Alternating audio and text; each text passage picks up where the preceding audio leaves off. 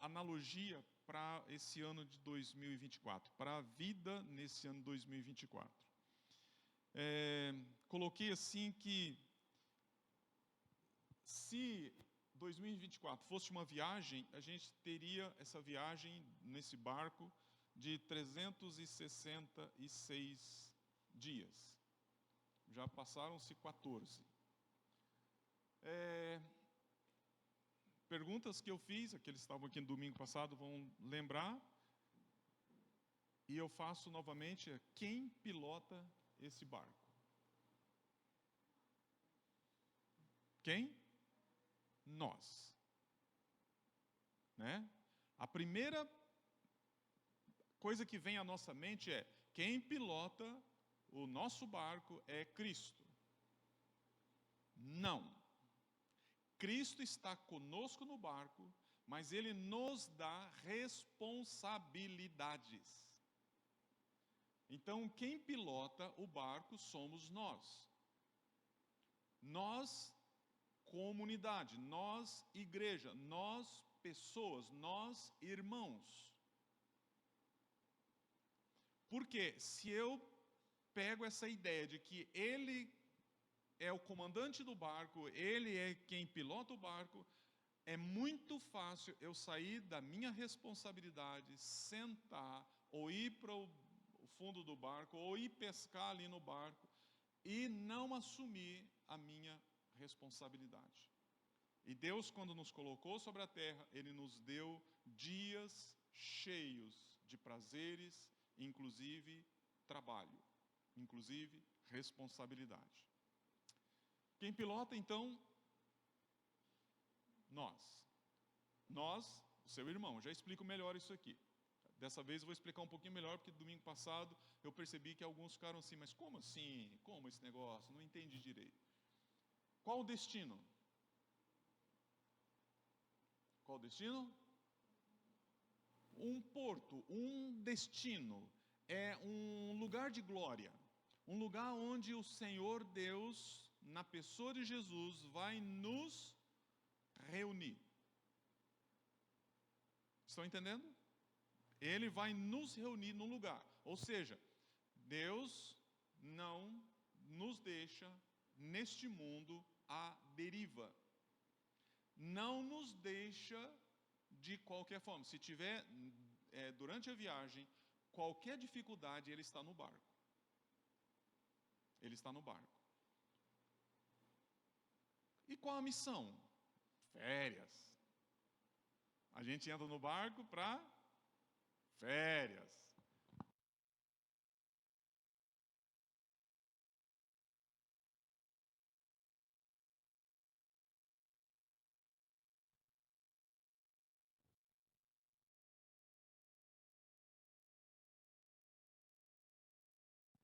Não é necessariamente essa a tarefa.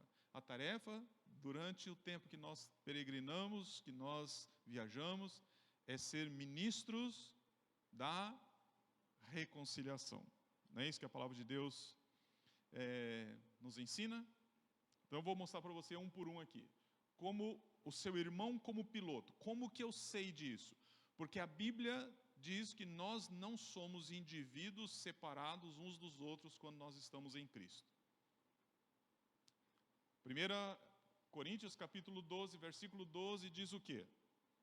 Assim como o corpo é uma unidade, embora tenhamos muitos membros, e todos os membros, mesmo sendo muitos, formam um só corpo, assim também com respeito a Cristo. Ou seja, Cristo é o cabeça e nós somos o seu corpo. Não é possível separar um membro do seu corpo e viver bem.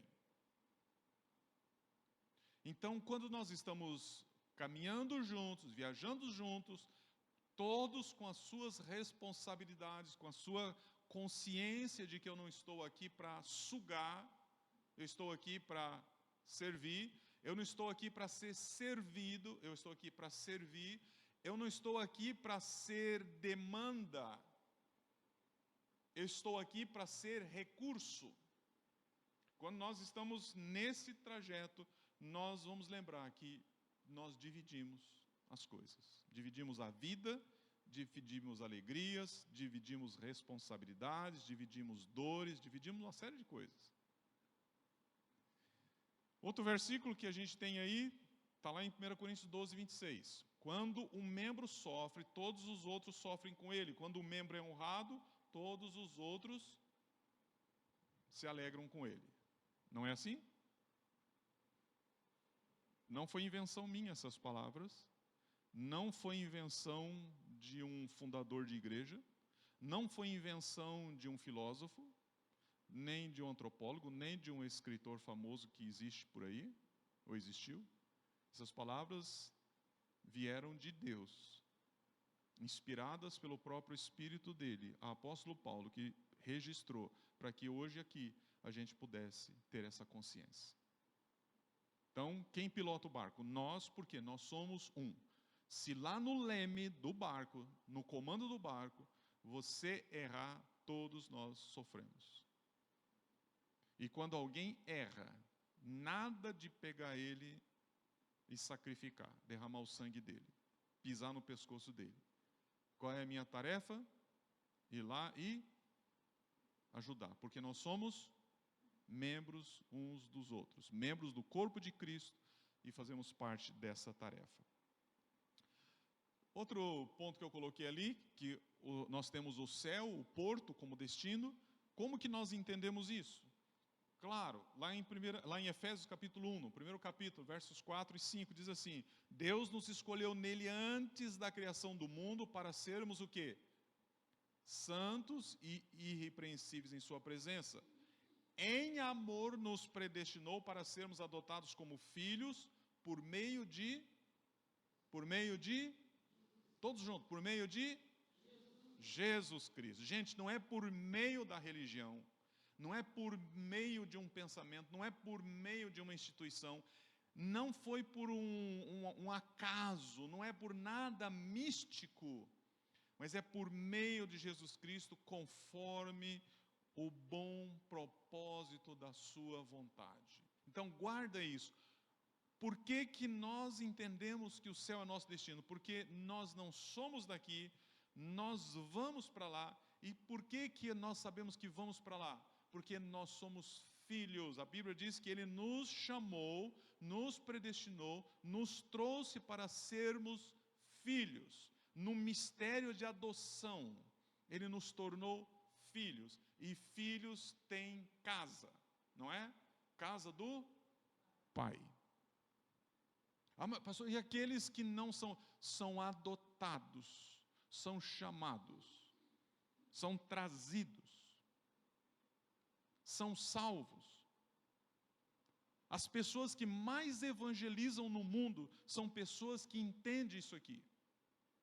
São pessoas que olham e dizem assim: há muitos que precisam ser salvos. Pessoas que entendem isso aqui são pessoas que dizem assim: eu não sei quem será salvo, mas eu sei que eu preciso ser ministro da reconciliação. Eu sei que eu preciso falar, eu sei que eu preciso anunciar, eu sei que eu preciso. E elas fazem isso. Por quê?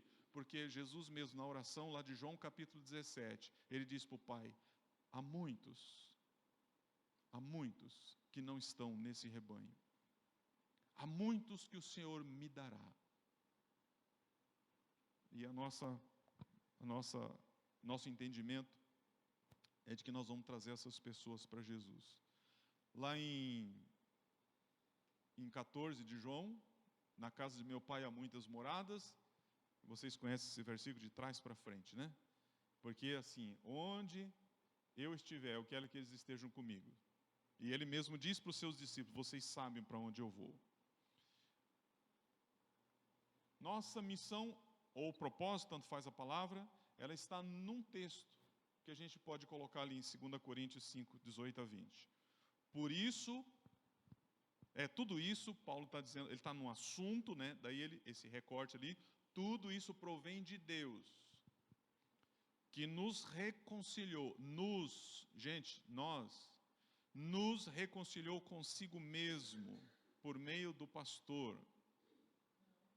Por meio da Ingrid? Não?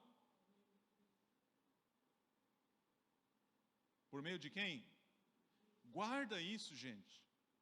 Guarda isso no seu coração, porque todas as vezes que a fé desfalecer, você tem que lembrar que o negócio é com Cristo, é em Cristo, é por Cristo, é para Cristo.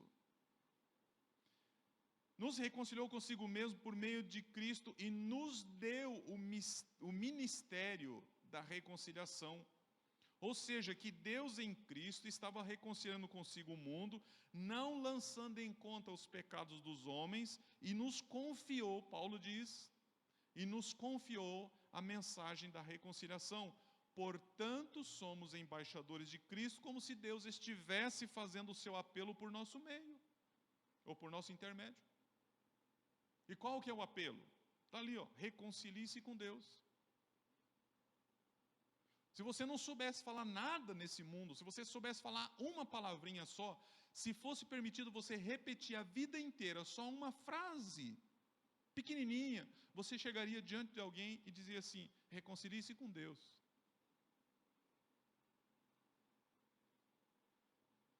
Sabe o robô? Aqueles bonecos que você aperta e ele repete? Mesmo, robôs não, robôs hoje eles estão substituindo gente. Aquelas bonecas que as crianças ganhavam antes, que tinha aquela palavrinha lá, gravadinha.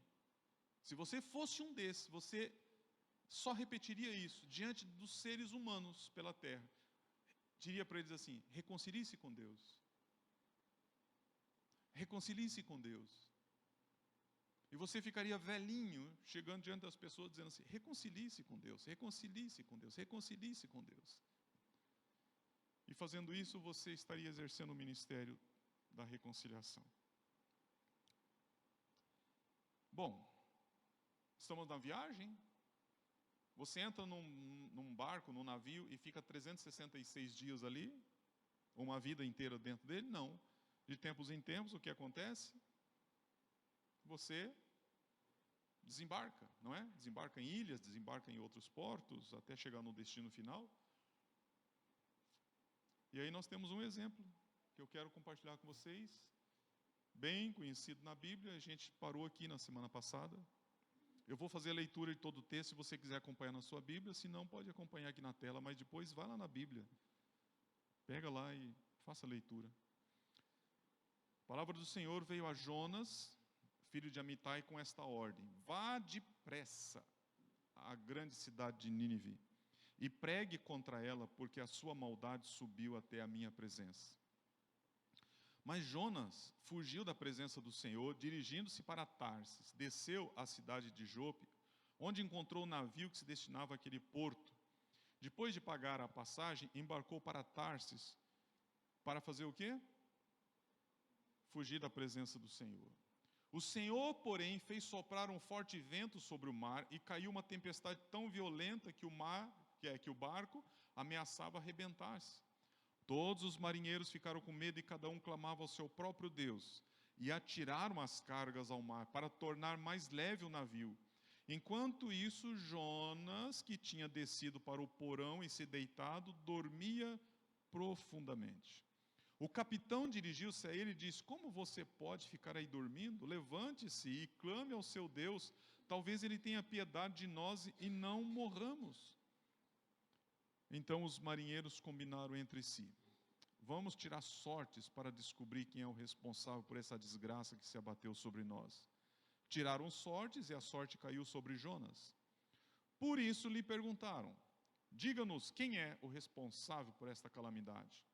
Qual a sua profissão? De onde você vem? Qual a sua terra? A que povo você pertence? E ele respondeu: eu sou hebreu, adorador do Senhor, o Deus dos céus, que fez o mar e a terra.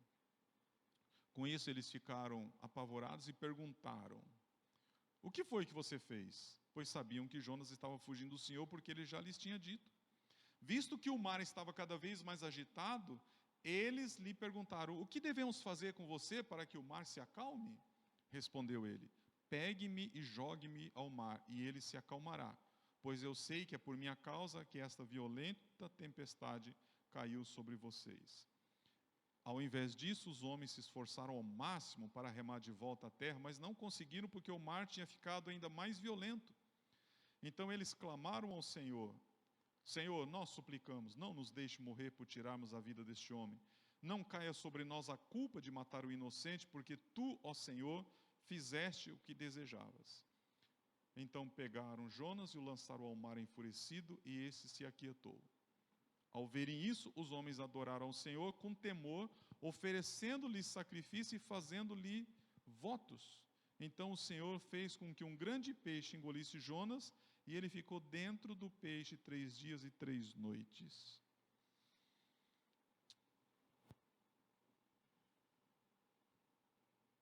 Vamos voltar aí na passagem. Nessa viagem, nesse navio, sempre tem um Jonas, né? Tem Jonas aqui hoje? Se tem um Jonas aqui, o navio pode afundar por responsabilidade sua. Jonas, levante-se. Jonas, veja, essa expressão ministério da reconciliação veio depois de Jesus. Mas antes disso, Jonas, ele era o profeta da reconciliação. Mensagem profética, gente, quando se usa aqui profética, profeta, não pense você em mensagem de adivinhações. Olha, eu sou um profeta, Deus vem aqui avisar vocês que vai acontecer tal dia, em tal lugar, que vai. Isso não é profecia. A mensagem profética é uma mensagem falando do agora. O que Jonas deveria fazer? Ir numa cidade, uma grande cidade chamada Nínive, perto deles, e dizer assim: o Senhor Deus. Veja, ele não vai profetizar, talvez, olha, veja só, temos aqui um negócio pode acontecer entre vocês. O Senhor mandou dizer que se vocês não se arrependerem, Ele vai destruir. Por quê? Porque o pecado, a maldade de vocês subiu até Ele, e Ele disse que não vai mais destruir a terra com água, e não chegou a hora de destruir a terra com fogo. Deus já destruiu lá no passado o mundo com água, Deus já destruiu cidades com fogo. O Senhor não quer destruir vocês, o Senhor quer que antes disso vocês se arrependam, porque vocês estão no limite da paciência de Deus. Ele só tinha que ir lá. E como eu disse na semana passada, um homem que tem conhecimento de coisas de Deus e ao mesmo tempo as ignora. Um homem que percebe que ele pode levar uma mensagem de arrependimento, essas pessoas se arrependem e elas vão se tornar pessoas ainda em crescimento nessa cidade, elas vão continuar morando lá, elas vão continuar sendo assim meio que inimigos do povo de Israel. E ele pensa, veja o pensamento dele: se eu não pregar, eles continuam no pecado deles, Deus destrói, pronto, acabou. A gente não se preocupa mais com esse povo, que é uma ameaça para nós. Então, isso é um conhecimento do que Deus é capaz de fazer. Por outro lado, é uma ignorância enorme ele achar que ele não fazendo isso, ele podia fugir dos olhos de Deus. É possível fugir da presença de Deus?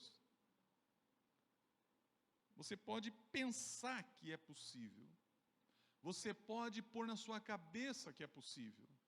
Você pode crer que é possível. Você pode arrumar artimanhas. Você pode deixar para depois. Você pode empurrar com a barriga e dizer assim: Deus não me vê, Deus não está vendo. Eu estou tão escondido na minha própria vida, nesse mundo cheio de gente. Eu estou tão escondido na minha insignificância que o Senhor não me acha. Ele não me vê, Ele não me conhece, Ele não sabe que eu existo. Eu não fazendo as coisas dEle, Ele até me larga de lado. Você pode até pensar assim, mas isso nunca foi verdade, nunca será verdade. Então ele pensa, vou comprar uma passagem para uma cidade longe, e lá me escondo no meio da população e deixa Deus para lá. Quem sabe um dia a gente pode resolver isso com Ele. Quem sabe um dia. Só que os olhos do Senhor, diz o salmista, eles estão sobre todos nós, não é? Não está escrito na palavra do Senhor? Os olhos do Senhor estão sobre nós. E aí vamos fazer um recorte? Quando a criança faz alguma coisa errada, o que você fala para ela? Deus está vendo, menino. Ela estava fazendo o que mesmo? O que ela estava vendo? Ela estava fazendo? Coisa errada. Por que você não fala isso quando ela está fazendo a coisa certa? E aí todas as vezes que o cristão lembra dessa expressão, os olhos do Senhor estão sobre mim, ele pensa, os olhos do Senhor estão sobre mim por causa das coisas erradas. Eu não posso fazer as coisas erradas porque o Senhor está olhando para mim. Agora, você não pensa, eu estou fazendo a coisa certa, eu estou buscando agradar o Senhor e os olhos dele estão sobre mim. Então, queira que os olhos do Senhor estejam sobre você. Deseje que os olhos do Senhor estejam sobre você. Não tenha medo dos olhos dele sobre você por causa de coisas erradas. Porque coisas erradas você vai cometer. E quando você cometer, o Pai, com seu olhar de amor, vai te exortar.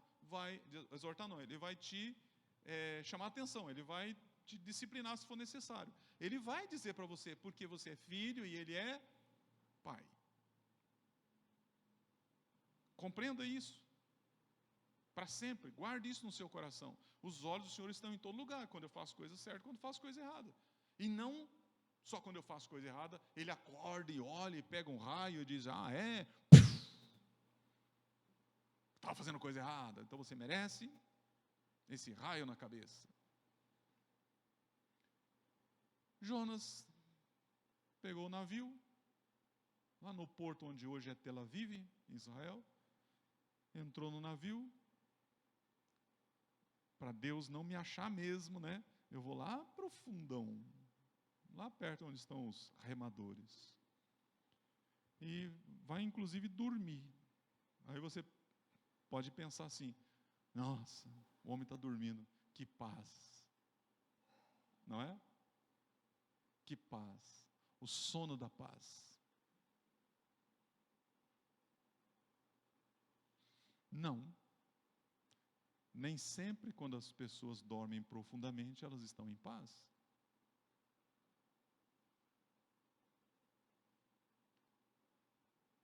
O que é depressão?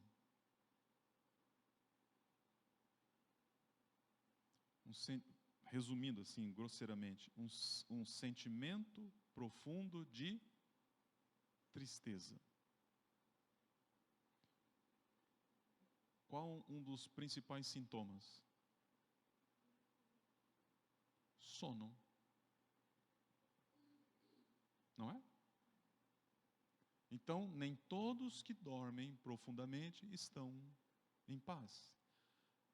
Há muita gente que em profunda tristeza, em profundo desapontamento, em profundo sentimento de vazio, em profundo vácuo, dorme para fugir da realidade. Então não se foge de Deus, mas se foge da realidade. O que é a realidade? Esse campo onde eu estou pisando não é o campo, não é a terra, não é o lugar que Deus mandou eu caminhar. Essa decisão que eu tomei não é a decisão que agrada a Deus, e eu sei disso. Como que eu sei disso? Porque eu conheço a vontade dele e tomei a decisão de fazer errado. Quando você toma a decisão de fazer errado, vem o quê? Vários sentimentos negativos. E aí vai dormir profundamente no fundo de um navio. Só que lembra, você não está sozinho no navio. Deus não vai até o fundo do navio, pega você pelo pescoço e joga você no mar. Deus balança o barco inteiro. Deus balança um monte de vidas. Talvez você, na inércia, no sono profundo, nem perceba que várias pessoas estão sofrendo nessa viagem. E aí você tem esse relato aqui. Os homens, esses homens pagãos, diz ali, todos os marinheiros, verso 5, todos os marinheiros ficaram com medo e cada um clamava ao seu próprio Deus, que eram marinheiros de vários lugares, e cada lugar tinha os seus deuses. E eles estão atirando as cargas ao mar, já começou o prejuízo, né? Lembra disso, você também causa prejuízo, inclusive numa nação. Quando você não cumpre o propósito que Deus estabeleceu para a sua vida, não é só o prejuízo local, é um prejuízo que se estende além da nossa casa, da nossa cidade, do nosso estado. É um prejuízo local, estendido. Só para entender um pouquinho, o que é o PIB de um país? Produto Interno Bruto. Esse PIB ele é calculado em cima da produção per capita do povo dessa nação, desse local. Quando você está fora da vontade de Deus, você abaixa o PIB. Cargas, talvez caras, tem que ser jogado ao mar, para que vidas não se percam. É esse o pensamento daqueles homens, marinheiros. Eles assim, antes as cargas do que a gente, começam a jogar coisas no mar. Se fosse colocar na conta de alguém, pega o Jonas, coloca na conta dele. Ele vai ter que pagar por isso tudo. Só que não tem como, então todo mundo paga. Mas mesmo assim, diz o texto ali, que enquanto eles estão jogando as cargas, o negócio não muda. O navio continua agitado pelo mar. O capitão dirigiu-se a ele, né, vai até o fundo do barco, diz para ele assim, como você pode ficar aí dormindo? Como é possível uma coisa dessa? Como é possível, vendo necessidades, vendo a situação real, como é possível você ficar dormindo? É uma pergunta que o Jonas não responde, por quê? Porque ele estava dormindo, ele não viu nada. Mas a fala é do capitão, ele diz, como pode você fazer parte de um grupo desse aqui, indo para um mesmo lugar, dentro de um mesmo destino, não perceber. E sabe, igreja, não é difícil comparar isso com uma igreja. Vou repetir. Não é difícil comparar isso aqui com uma igreja, seja ela pequenininha, seja ela média, seja grande, seja uma mega. Não é possível a gente ignorar que a analogia ela é perfeita.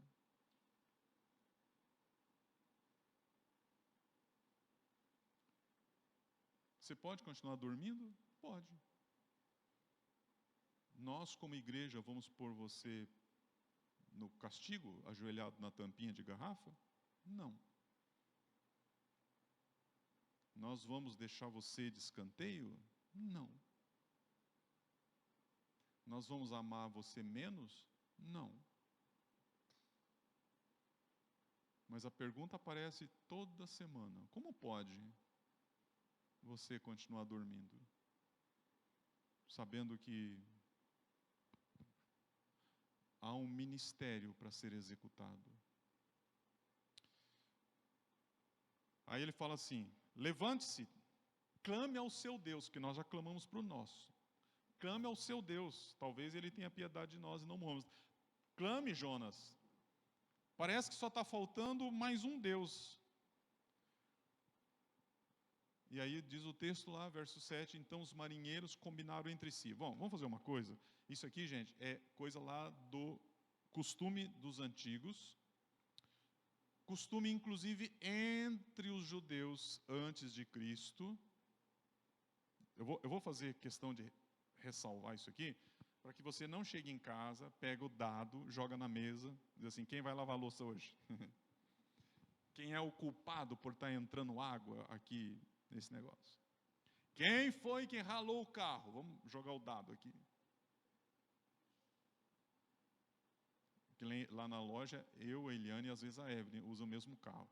De vez em quando aparece lá uns negócios, eu pergunto, quem foi? Eu não, eu não, eu não. 3, eu não. Né? Então a gente podia pegar um dado, jogar e dizer assim, vamos lançar a sorte aqui que vai dar certo. Não, não é assim que funciona. Por quê? Porque Cristo é a nossa sorte. Ele substituiu todo esse sistema.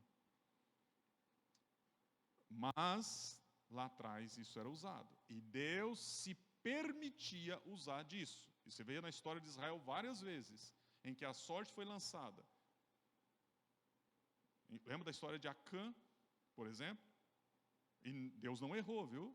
Chegou até Acã. E a família dele toda morreu por causa disso. Então os marinheiros pagãos, vamos lançar sorte. E aí Deus diz, ok, e eu vou mostrar, por essas pedras que vocês vão jogar aí, eu vou mostrar quem.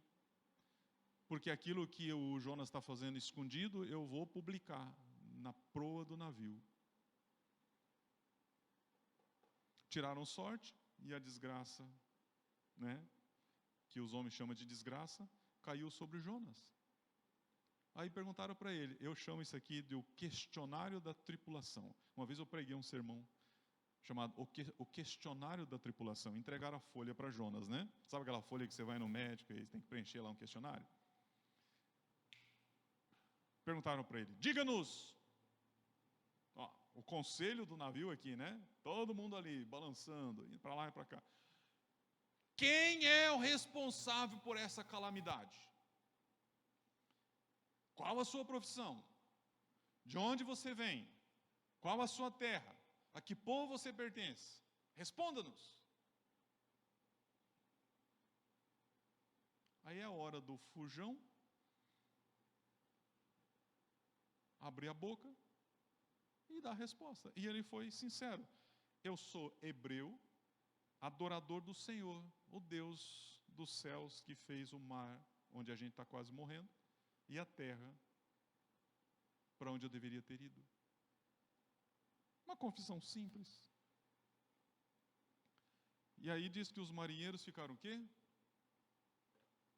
Apavorados e perguntaram, o que foi que você fez? Porque nessa conversa toda, ele, próprio Jonas, sonolento ainda, levanta e diz assim, eu estou fugindo de Deus.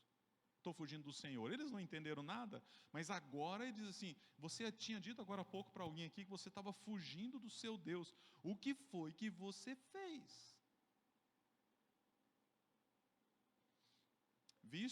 Verso 11, visto que o mar estava cada vez mais agitado, eles lhe perguntaram, o que devemos fazer com você? O que devemos fazer com você para que o mar se acalme? E ele respondeu o quê? Jogue-me no mar, e ele se acalmará.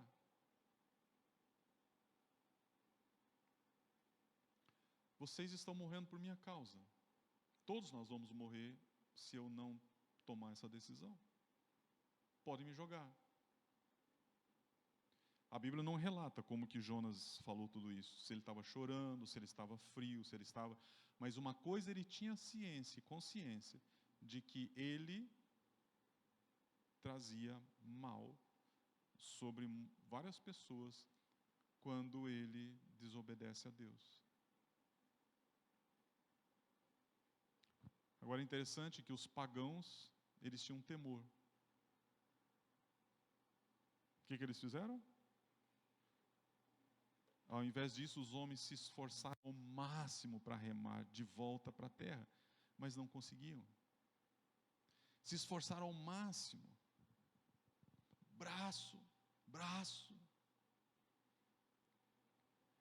Então eles clamaram ao Senhor: Senhor, nós suplicamos que não nos deixe morrer por tirarmos a vida deste homem. Não caia sobre nós a culpa de matar o inocente, porque tu, ó Senhor, fizeste o que desejavas. Já exaustos, o que eles fazem? Bom, gente, não temos muito o que fazer. Então pegaram Jonas, lançaram ao mar enfurecido, e o mar imediatamente se aquietou.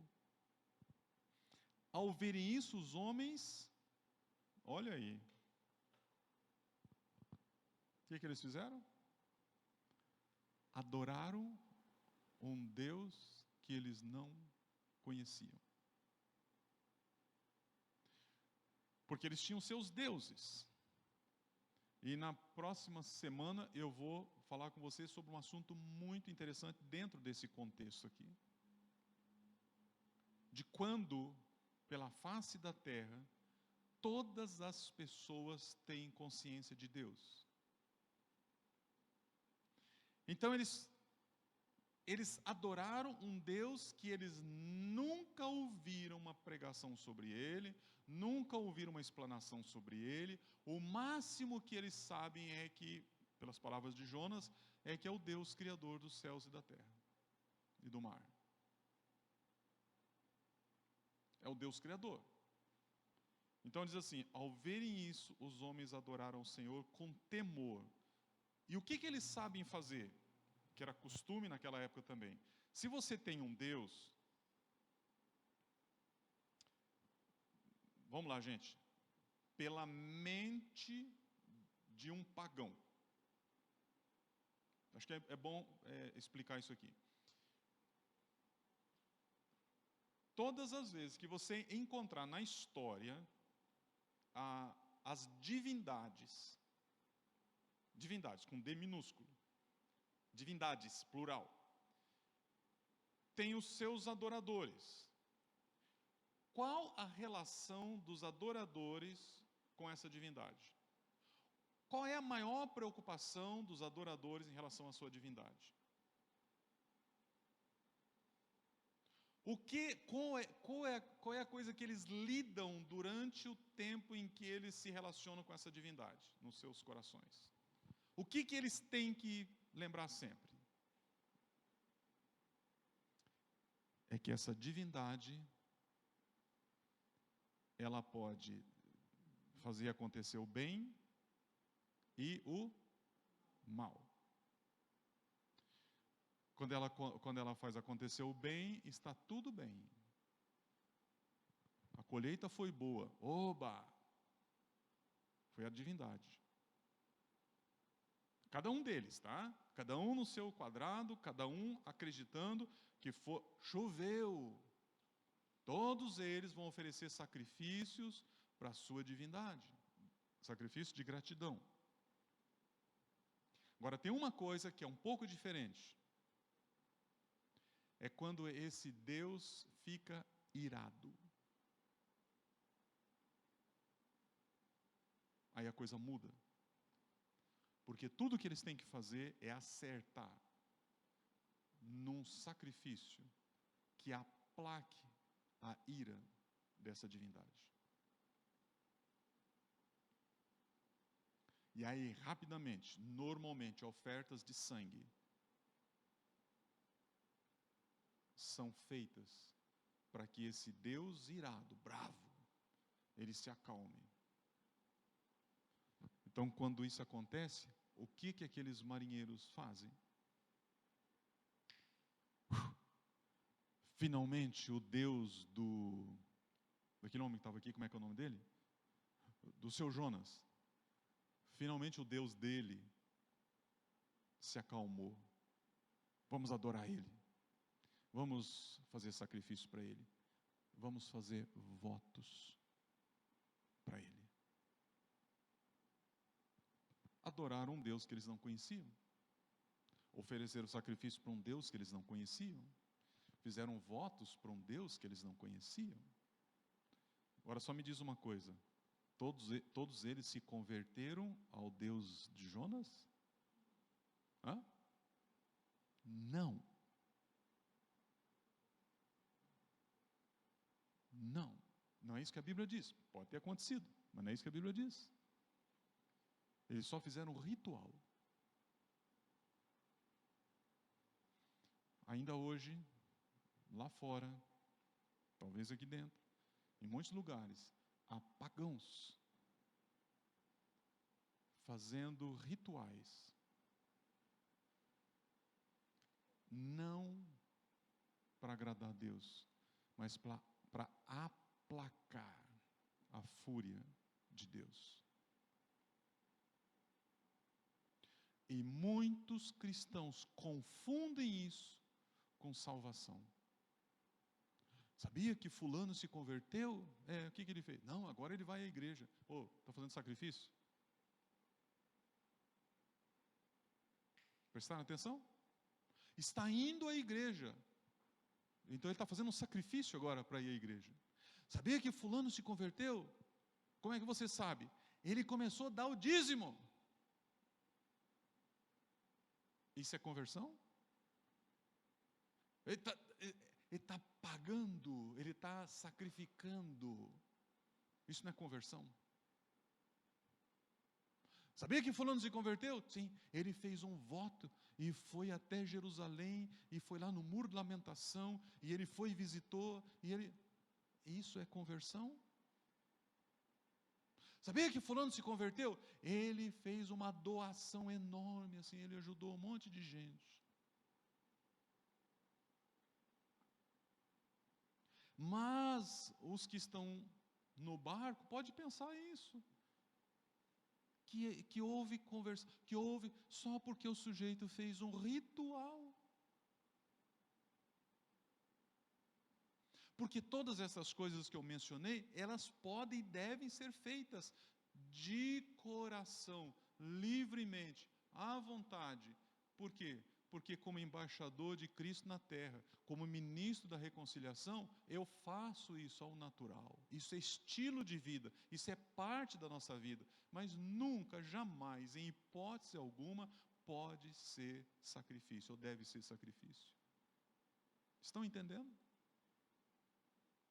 Deus está mudando seus pensamentos a respeito de coisas que muitas vezes estão impregnadas em nós? Então aqueles homens fizeram isso, ofereceram sacrifício, fizeram votos, e daí? Porque eles estão contentes, porque Deus, o Deus do Jonas, não derramou a gente no mar. E aí o texto final. Pegaram Jonas, lançaram ao mar enfurecido, ele se aquietou, os homens adoraram o Senhor, e Deus foi agora para o particular. Chamou Jonas para um quartinho, terapia de 3 dias. Deus podia ter matado Jonas, não podia? A vida não é dele, do Senhor? Deus podia ter dito: Jonas, eu estou enfurecido com você. Homem, você me afrontou. Eu lhe dei uma missão. A cidade de Nínive, irmãos, naquela época chamada de grande cidade, segundo os historiadores, ela tinha mais de 100.000 habitantes. Hoje seria uma cidade pequena, né? Mas para aquela época, 100.000 habitantes. Quando você vai lá no finalzinho do livro de Jonas, diz Deus, quando Deus está conversando com Jonas, diz lá: Jonas, você estava deixando de falar para um povo tão ignorante que não sabe decidir qual é a mão direita da mão esquerda, quando se tratava das coisas de Deus. Jonas, eu mandei você falar com esse povo sobre a maldade deles, porque eles não estavam discernindo o tamanho da afronta deles em relação a mim. a tal ponto de ser como uma pessoa que não sabe discernir mão direita da esquerda. Assim eles estavam fazendo os seus erros, não sabendo discernir. Então Deus chama Jonas para um lugar bem seguro, a barriga de um grande peixe, né? Não me pergunte em qual compartimento ele ficou lá no grande peixe. Eu não entendo nada de peixe. Peixe tem estômago? Quem é pescador aí? Nossa, nenhum pescador. Ô povo ruim de pesca. Ô Valdemar, você que é o mais velho aqui. Peixe tem estômago? Tem? Então ele estava lá, do ladinho do estômago. Guardadinho. Os ácidos que fazem a decomposição não atingiram Jonas. Como é que foi respirar? Não faço a menor ideia. Mas nós conhecemos essa história como o milagre. Então Deus é o Deus que vai preservar o homem lá. Desmaiado? Não. Já que está tudo escuro, não tinha como consultar como é que estão as coisas lá fora, não tinha como fazer uma ligação. Se tivesse um celular no bolso, não ia pegar mesmo. Fora de ação. Lá foi o tempo em que ele pensou. Pensou de novo, pensou mais um pouco, dormiu, acho, pensou mais um pouco e orou.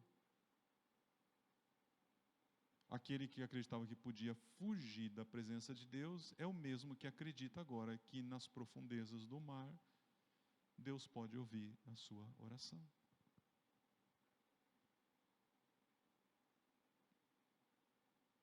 E nessa conversa com Deus, diz a Bíblia que Deus escutou ele. E Deus não deixou o peixe dar mais uma empurrada para trás. Porque quanto mais para trás, pior, não é? Não sei o que vem depois do estômago do peixe, né? Mas eu entendo que quanto mais para trás, pior.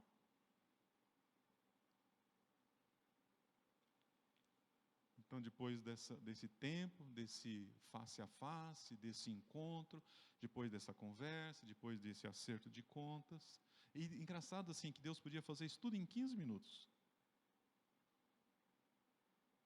Porque 15 minutos na barriga de um peixe, gente, é tempo.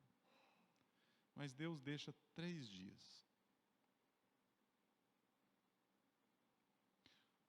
Séculos depois, alguém também vai ficar 3 dias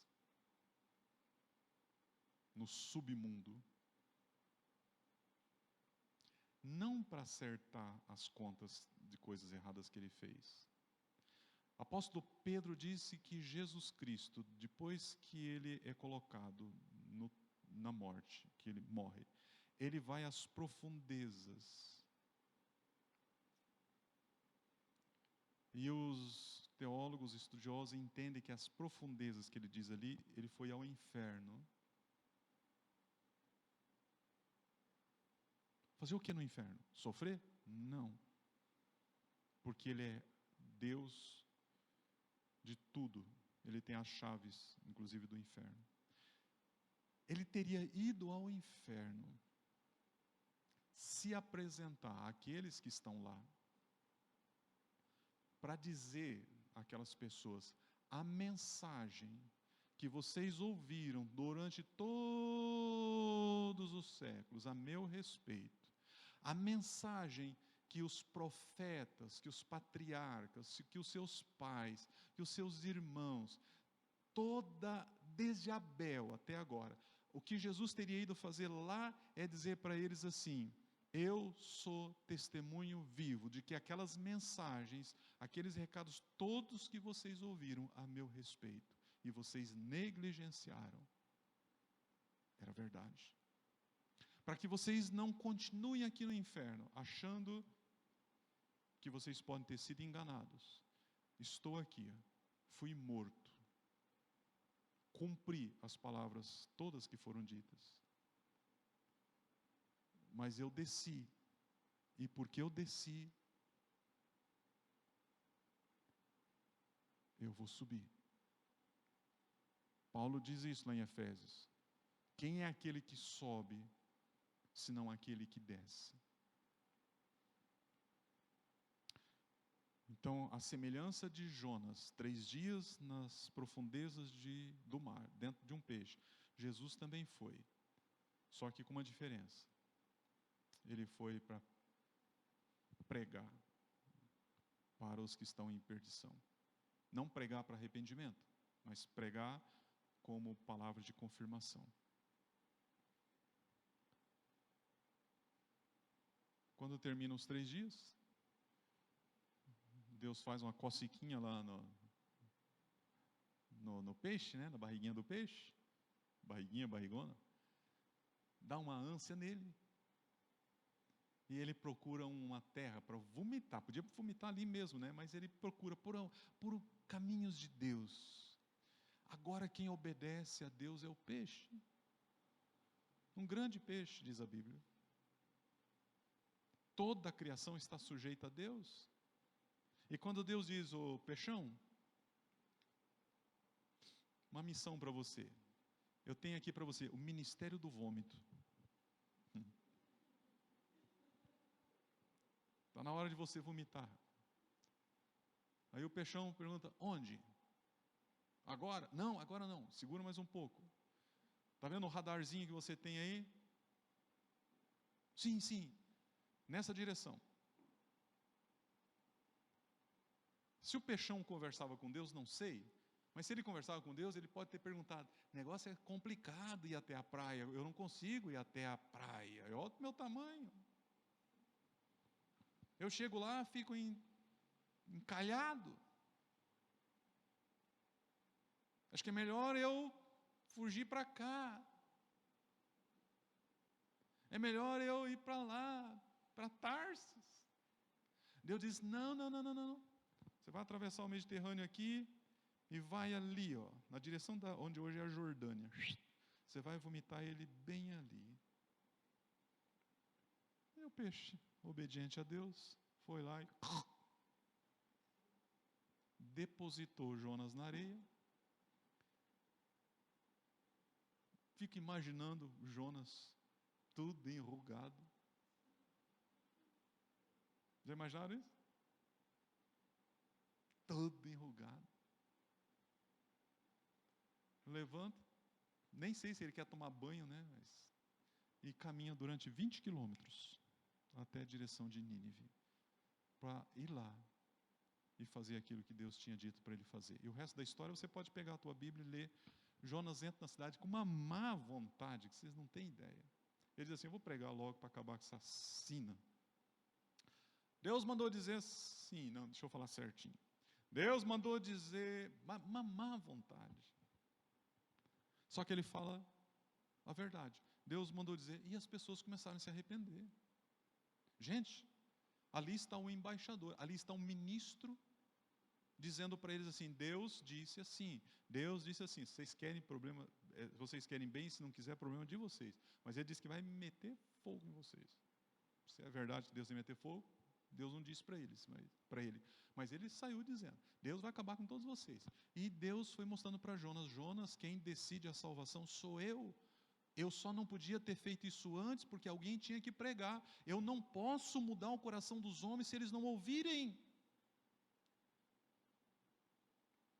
Eu já ia transformar o coração deles, mas alguém tinha que mudar a mente deles, alguém tinha que falar. Quem sou eu, por quê, para quê? E ele foi falando, gente, do rei da cidade, até lá embaixo, tinha gente se convertendo. A ponto do rei rasgar suas roupas, jogar cinza sobre a cabeça, e ainda falar assim, põe cinza também, joga cinza nos cachorros. Porque os cachorros, quando eles saem daqui e estão andando, eles estão mostrando para a cidade que essa cidade está arrependida. veste de saco. E Deus preserva aquela cidade. Quando Jonas vê que a tarefa toda está terminada, mal agradecido por estar vivo, chateado porque Deus, acredite, chateado porque Deus não destruiu a cidade. Ele vai lá para a beira do mar, senta e vai ter a última conversa com Deus. Uma conversinha bem azeda. Veja isso você na sua Bíblia. Então eu finalizo aqui, ó. Deus deu a Jonas o quê? O quê? Um destino.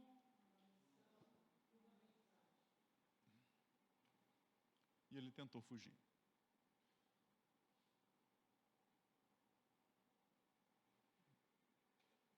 Semana que vem nós vamos pegar o texto lá de Jesus, quando ele está no barco com seus discípulos. Lembra? Lá em Mateus ou Marcos. E vamos dar uma passada ali, e eu quero ver com vocês o seguinte: na mente de todas as pessoas, em todos os tempos, em todos os lugares, no coração de todas as pessoas, todo ser humano que já nasceu sobre a terra, conforme o livro de Eclesiastes, Deus colocou a eternidade. Isso acontece numa pergunta que os discípulos, isso é compreendido na pergunta que os discípulos fazem para Jesus. Aliás, não fazem para Jesus, eles fazem entre si. Então eu aguardo vocês aqui no próximo domingo, véspera de feriado.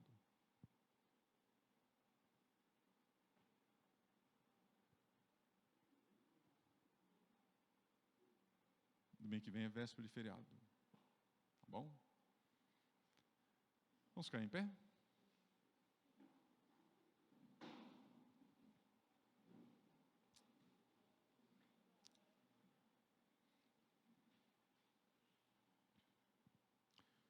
A minha oração é que esse dia, como o Alexandre falou no início, dia lindo, né? Curitiba tem um dia como esse aqui, gente, é para acordar cedo e dormir tarde. E a gente gosta quando o dia está assim. A gente não gosta é quando está chuva lá fora, friozinho, tudo nublado, em casa cheirando mofo, né? O carro, você tanto entrar e sair dele pé molhado, ele já está cheirando o cachorro molhado. Mas um dia assim é um dia tão fácil da gente glorificar Deus, exaltar Deus. Mas eu gostaria que esse fosse um dia para você, que fosse um dia de reflexão. Eu não sei como é que vai ser na sua casa agora, a família, os amigos, tal. Vai cozinhar, vai pegar frango assado, vai comer maionese, vai comer 14h, vai comer, daqui a pouco chega em casa, o almoço está pronto. Olha, já estão chamando a Ingrid para o almoço. Eu, dona Ingrid? Sabe quando você tem todo aquele ritual do domingo à tarde? Mas eu ia falar para você assim, depois que você fizer a sua refeição, tiver aquele tempo de família, separe um tempinho, hoje ainda, para você ter uma conversa com Deus. Se não der hoje à tarde, à noite, converse com Deus sobre esse capítulo de Jonas. E trate você com ele, só você e ele. Eu não posso fazer nada, ninguém pode fazer nada para você enquanto você não pedir para ele transformar o seu jeito de pensar. Obrigado, Deus, por esta manhã, por todos que estão aqui, por aqueles que ainda vão ouvir essa palavra, que a visita do Senhor sobre as nossas vidas seja uma visita muito especial. Aquilo que eu não pude transmitir, eu não consegui transmitir, que o Senhor transmita. E como nós pedimos no início, o Senhor que conhece os nossos corações vai falar com todos aqui. É isso que nós oramos, é isso que nós pedimos, com gratidão. Com gratidão pela vida, gratidão pela tua casa aqui, pelos irmãos, com gratidão pela saúde, por gratidão por fazermos parte de um povo que o Senhor chamou para esse barco. E nos abençoe não somente hoje, e não fale conosco somente hoje, Senhor, mas que as nossas vidas contigo sejam vidas de uma intimidade profunda. E que possamos descobrir toda a vontade do Senhor, e depois que descobrir a vontade do Senhor, que possamos começar a trabalhar, começar a viver, começar a compartilhar a mensagem do Senhor da forma que o Senhor nos instruir. Leva-nos em paz. Obrigado por tudo que o Senhor nos permitiu viver aqui nesta manhã. Em nome de Jesus, nós oramos. Amém? Até domingo. Um abraço para todos vocês. Compartilhe com seus irmãos o que você já sabe.